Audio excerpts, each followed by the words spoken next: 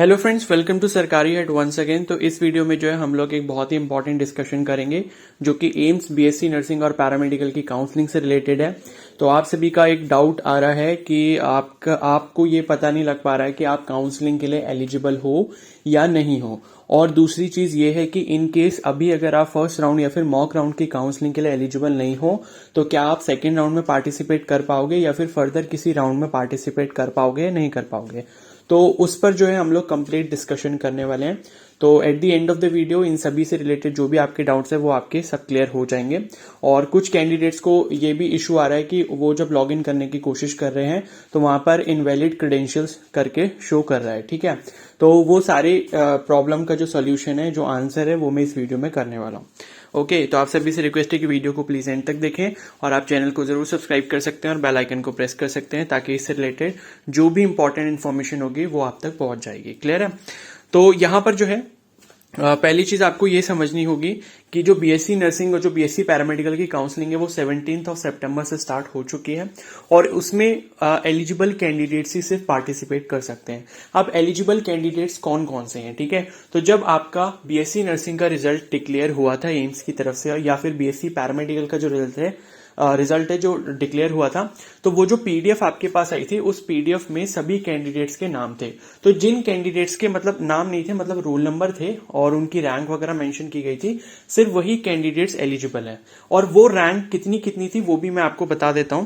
तो आप ये देख सकते हो, ये बीएससी ऑनर्स नर्सिंग का रिजल्ट है, ऊपर यहां पर लिखा भी है कि बीएससी नर्सिंग एंट्रेंस एग्जाम अगस्त 2022 सेशन। ठीक है, उसके बाद यहां पर आप देख सकते हो लिखा है list of candidates eligible for mock round और first round of seat allocation. ये बीएससी नर्सिंग कोर्स की बात कर रहा हूं। पहले हम बीएससी नर्सिंग के बारे में बात करते हैं, उसके बाद हम बीएससी पैरामेडिकल के लिए देखते हैं। ठीक है, तो ये सब ओवरऑल रैंक आपकी दी गई थी। ओके, रोल नंबर, कैटेगरी, ये सब मेंशन किया गया और आपकी ओवरऑल रैंक मेंशन की गई है। तो इसमें जब मैं लास्ट में आता हूं, ठीक है, जब मैं लास्ट पेज पर आऊंगा इसके, तो मैं आपको यहां पर दिखा सकता हूं। ये देखो लिखा हुआ है rank of eligible candidates for the mock round और first round of seat allocation are as follows. ठीक है, तो अगर आप अनरिजर्व कैटेगरी से हो और आपकी जो रैंक है, ऑल इंडिया रैंक की बात हो रही है, ठीक है, यानी कि ओवरऑल रैंक की बात, तो अगर आपकी रैंक 1380 तक है अनरिजर्व कैटेगरी से तो आप काउंसलिंग करवाने के लिए एलिजिबल हो। ठीक है, नेक्स्ट ईडब्ल्यूएस कैटेगरी की अगर हम बात करें तो अगर आपकी रैंक 1376 तक है तो आप जो है काउंसलिंग के लिए एलिजिबल हो। उसके बाद ओबीसी एनसीएल के जो कैंडिडेट्स हैं, अगर आप ओबीसी एनसीएल कैटेगरी से बिलोंग करते हो तो आप 1987 रैंक अगर आपकी वहां तक आ रही है तो आप काउंसलिंग के लिए एलिजिबल हो। अब एक चीज ये भी ध्यान रखना यहां पर कि जो ओबीसी और ईडब्ल्यूएस की यहां पर रैंक दी गई है, आप इन रैंक तक तभी मतलब वैलिड हो अपनी तरफ से जब आपका सर्टिफिकेट है, कैटेगरी जो सर्टिफिकेट था वो अगर एक्सेप्ट हो चुका है। ठीक है, इनकेस आपका जो कैटेगरी सर्टिफिकेट था वो अगर रिजेक्ट हो गया है तो आपको अपनी रैंक अनरिजर्व कैटेगरी की जो कट ऑफ रैंक है वहां तक देखनी पड़ेगी। अगर आप उस रैंक तक आ पा रहे हो, उसके अंडर आ पा रहे हो, तभी आप काउंसलिंग के लिए एलिजिबल हो पाओगे। ठीक है, उसके बाद नेक्स्ट अगर हम बात करें ओबीसी एनसीएल पीडब्ल्यूबीडी की, तो उसके लिए 543 है cut off rank. SC category में अगर आप हो और 2761 तक आपकी ओवरऑल रैंक है तो आप काउंसलिंग के लिए एलिजिबल हो। एसटी कैटेगरी से अगर आप बिलोंग करते हो और आपकी जो ओवरऑल रैंक है वो अगर 2725 रैंक तक है तब आप काउंसलिंग के लिए एलिजिबल हो। ठीक है, तो ये चीज आपको अच्छे से समझ आ गई। तो बीएससी नर्सिंग के लिए ये आपकी कैटेगरी वाइज रैंक है। तो आपकी जो भी कैटेगरी है, unreserved, OBC, EWS, SC, ST, जो भी आपकी कैटेगरी है, तो उसके सामने यहां पर आप कट ऑफ रैंक देख सकते हो। अगर आपकी ओवरऑल रैंक इसके अंडर आ रही है तो आप काउंसलिंग के लिए एलिजिबल हो। बाकी मैंने एक बार वो भी बता दिया कि जो ईडब्ल्यूएस और ओबीसी के कैंडिडेट्स हैं, अगर उनका सर्टिफिकेट एक्सेप्ट नहीं हुआ है, रिजेक्ट हो गया था, अगर आपको उसका मेल आया था कि आपका जो सर्टिफिकेट है वो रिजेक्ट कर दिया गया है, तो उस केस में आपको जो अपनी कट ऑफ रैंक देखनी पड़ेगी वो जनरल वाली ही देखनी पड़ेगी आप, क्योंकि अब जनरल कैटेगरी के कैंडिडेट बन चुके हो काउंसलिंग के लिए। ठीक है, तो काउंसलिंग के लिए अगर आपकी उस केस में 1380 तक रैंक होगी तो आप जो है पार्टिसिपेट कर पाओगे। अब दूसरी चीज ये है कि अगर आपको इनवैलिड क्रेडेंशियल्स दिखा रहा है लॉगिन करने पे, तो पहला केस तो यही बनता है कि वो इसलिए दिखा रहा होगा कि आप काउंसलिंग के लिए एलिजिबल नहीं हो। सपोज अगर अनरिजर्व कैटेगरी का कोई कैंडिडेट है, उसकी 1400 रैंक है, यहां पर कट ऑफ रैंक कितनी दी है? 1380, तो 1380 से ज्यादा होगी 1400 रैंक, तो इस केस में आप काउंसलिंग के एलिजिबल नहीं हो, तो वो आपको लॉगिन करने की अथॉरिटी नहीं देंगे। समझ आ गई बात? ठीक है, तो इस वजह से एक तो इनवैलिड क्रेडेंशियल्स का वो आ सकता है, या फिर आपने जो है अगर आप एलिजिबल हो तो दूसरा केस ये हो सकता है कि आप जो हो इन्फॉर्मेशन गलत एंटर कर रहे हो अपनी। क्लियर है? और तीसरी चीज ये भी है कि अगर आप प्रोसीड नहीं कर पा रहे हो तो एक बार अपने मोबाइल में आप एक मोबाइल में जैसे क्रोम में आपका डेस्कटॉप मोड होता है, तो डेस्कटॉप मोड को ऑन करके भी आप एक बार ट्राई कर सकते हो। अदरवाइज आप लैपटॉप या फिर कंप्यूटर से भी लॉग इन करके ट्राई कर सकते हो, ठीक है। लेकिन ये सिर्फ उन्हीं के लिए बता रहा हूं जो एलिजिबल कैंडिडेट्स हैं और उनको काउंसलिंग के लिए रजिस्ट्रेशन करने में प्रॉब्लम आ रही है, ठीक है। तो ये जो है ये सारे डाउट्स आपके बीएससी नर्सिंग के लिए थे। और उसके बाद अगर फिर भी कोई डाउट रह जाएगा तो आप मुझे इंस्टाग्राम पे भी मैसेज कर सकते हो। और इसके बाद जो है हम लोग पैरामेडिकल की जो है वो भी काउंसलिंग के लिए जो एलिजिबल कैंडिडेट्स हैं उसकी लिस्ट भी देख लेते हैं। तो ये वाला जो रिजल्ट है ये आपकी पैरामेडिकल की जो काउंसलिंग है उसके लिए है। यहाँ पर लिखा हुआ है list of candidates called for first round of seat allocation overall rank wise list, ठीक है। तो फर्स्ट राउंड जो होगा उसके लिए ये सब जितने भी रोल नंबर्स यहाँ पर मेंशन किए गए हैं, ठीक है, ये कैंडिडेट्स एलिजिबल है काउंसलिंग के लिए। और ये जो पीडीएफ है ये मैं अपने टेलीग्राम ग्रुप में भी शेयर कर दूंगा। टेलीग्राम ग्रुप का जो लिंक है वो कमेंट सेक्शन में, तो आप उसे ज्वाइन कर सकते हो, ठीक है। तो मैं इसके पेज के मतलब इस पीडीएफ के एंड में जाता हूं और यहाँ पर जो है मेंशन किया होगा इन्होंने, ये लिखा है rank of eligible candidates for the first round of seat allocation R S follows, ठीक है। तो अब आप यहाँ पर देख सकते हो अगर आप अनरिजर्व कैटेगरी से हो और आपकी 328 रैंक तक अगर आपकी ओवरऑल रैंक है तो आप काउंसलिंग के लिए एलिजिबल हो, काउंसलिंग में आप पार्टिसिपेट कर सकते हो फर्स्ट राउंड के लिए, ठीक है।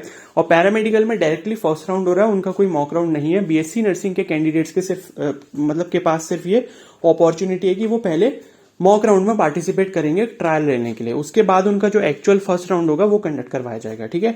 लेकिन पैरामेडिकल वालों के लिए ऐसी कोई भी अपॉर्चुनिटी यहाँ पर नहीं दी गई है।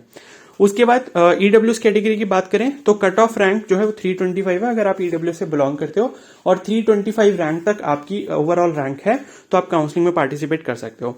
ओबीसी एनसीएल के लिए ये जो कट ऑफ रैंक है ये 460 है, एससी कैटेगरी के लिए 640 है और एसटी कैटेगरी के लिए ये रैंक 632 है। तो आप जिस भी कैटेगरी में हो उसके सामने ये जो कट ऑफ रैंक लिखी है, इस रैंक तक अगर आप इंक्लूड हो रहे हो, इसके अंडर आप आ रहे हो तो आप काउंसलिंग के एलिजिबल हो, आप अपना रजिस्ट्रेशन कर सकते हो। अदरवाइज आप रजिस्ट्रेशन नहीं कर पाओगे, आप काउंसलिंग के लिए एलिजिबल नहीं हो और आप काउंसलिंग में भी पार्टिसिपेट नहीं कर सकते, ठीक है। तो ये डिस्कशन हो गया एलिजिबल कैंडिडेट्स के लिए। अब बात करते हैं फाइनली कि जो कैंडिडेट्स एलिजिबल नहीं है वो क्या कर सकते हैं, ठीक है। तो अभी फॉर द टाइम बीइंग आप सभी को वेट करना होगा फर्स्ट राउंड और सेकंड राउंड का कंप्लीट होने का, ठीक है। जब फर्स्ट राउंड और second round of counselling complete हो जाएगा उसके बाद एक ओपन राउंड ऑफ काउंसलिंग होता है, ठीक है। तो उस ओपन राउंड ऑफ काउंसलिंग में क्या होता है, जितनी भी सीट्स आपकी वैकेंट रह जाएंगी बीएससी नर्सिंग और पैरामेडिकल की सेकेंड राउंड कंडक्ट होने के बाद वो सीट्स को ओपन राउंड के लिए रखा जाएगा। अब उस ओपन राउंड में जो है क्या होता है कि वो जो ओपन राउंड होगा उसमें सभी कैंडिडेट्स एलिजिबल होते हैं काउंसलिंग में पार्टिसिपेट करने के लिए। समझ आ गई बात। तो ये जो है पर्टिकुलर इसका क्राइटेरिया है, ठीक है। तो वो जब मतलब उसका नोटिफिकेशन आएगा, क्योंकि अभी जो है ओपन राउंड कंडक्ट होने में काफी टाइम लगेगा, क्योंकि first round second round complete होने के बाद प्रीवियस ईयर में भी ऐसे ही हुआ था, लगभग 1 महीने बाद जो है ओपन राउंड का नोटिफिकेशन आया था। अब इस बार क्या पता वो थोड़ा जल्दी हो जाए, लेकिन अभी जो है ओपन राउंड कंडक्ट होने में आप ये मान सकते हो कि कम से कम 20 to 25 डेज का टाइम लगेगा मिनिमम, ठीक है। उससे ज्यादा भी जा सकता है। तो उसका जब नोटिफिकेशन आएगा तो मैं आपको चैनल पर जरूर अपडेट कर दूंगा। तो ओपन राउंड की काउंसलिंग में सभी कैंडिडेट्स पार्टिसिपेट कर पाएंगे जिनका रिजल्ट की पीडीएफ में नाम नहीं है, ठीक है। लेकिन ऐसा भी नहीं है कि आपके बहुत ही कम मार्क्स है तब भी आप पार्टिसिपेट कर लोगे, तब पार्टिसिपेट अगर आप कर भी पाओगे तब भी कोई फायदा नहीं होगा, ठीक है। बस ये है कि ओपन राउंड में वो लोग पार्टिसिपेट कर सकते हैं जो बॉर्डर लाइन से रह गए हैं। जैसे मैंने अनरिजर्व कैटेगरी में 1380 रैंक बताई आपको बीएससी नर्सिंग के लिए जो कट ऑफ रैंक है, तो अगर किसी की 1500 आ रही है 1600 आ रही है तो वो पार्टिसिपेट कर सकता है, रिस्क ले सकता है, ठीक है। तो उसको जो है क्या पता किस्मत से सीट मिल जाए। लेकिन ऐसा नहीं है कि आपकी ओवरऑल रैंक जो वो 10,000 है 8,000 है तो आप पार्टिसिपेट करने जा रहे हो, वो बिल्कुल ही इलॉजिकल है, ठीक है। तो ऐसा काम करने का कोई फायदा भी नहीं है, क्योंकि वहां पर आपको सिक्योरिटी फी जो वो डिपॉजिट करनी पड़ती है। जैसे लास्ट ईयर जो है बीएससी नर्सिंग वाले कैंडिडेट्स को 25,000 रुपीज की सिक्योरिटी फी डिपॉजिट करनी पड़ी थी ओपन राउंड में पार्टिसिपेट करने के लिए, और बीएससी पैरामेडिकल वाले कैंडिडेट्स को 5,000 रुपीज की सिक्योरिटी फीस डिपॉजिट करनी पड़ी थी। वो सिक्योरिटी फीस जो है अब उनको मिली है 7 या 8 महीने बाद वापस, ठीक है। सिक्योरिटी जो मनी होता है, सिक्योरिटी मनी, वो वापस कर दिया जाता है, ठीक है। लेकिन वो उस टाइम इसलिए रखवाते हैं कि सपोज आपको सीट अलॉट हो गई, आपने एडमिशन नहीं लिया, तो उस केस में वो पैसे आपके जब्त कर लिए जाएंगे। क्लियर है। तो इस तरीके से कुछ प्रोसेस होता है, तो वो जब उसके बारे में अपडेट आएगा ऑफिशियल तब मैं आपको बता दूंगा, ठीक है। फॉर द टाइम बिंग बाकी सभी जो कैंडिडेट्स हैं जो एलिजिबल नहीं है अभी, उनको वेट करना पड़ेगा सेकेंड राउंड का कंप्लीट होने का, ठीक है, उसके बाद ही ओपन राउंड का नोटिफिकेशन आएगा, तब मैं आपको इन्फॉर्मेशन प्रोवाइड कर दूंगा। क्लियर है? तो आई होप ये सारे डाउट्स आपके क्लियर हो गए होंगे। और कोई भी डाउट है काउंसलिंग से रिलेटेड, ठीक है, किसी का रजिस्ट्रेशन में कोई दिक्कत आ रही है, तो आप मुझे इंस्टाग्राम पे मैसेज कर सकते हो। इंस्टाग्राम का जो लिंक है वो मैंने कमेंट सेक्शन में पिन किया हुआ है। अगर ये वीडियो हेल्पफुल लगी तो प्लीज को जरूर लाइक कर देना, अपने फ्रेंड्स के साथ भी इसको शेयर कर सकते हो। क्लियर है? और चैनल को सब्सक्राइब करना मत भूलना। Okay, so thank you and have a nice day.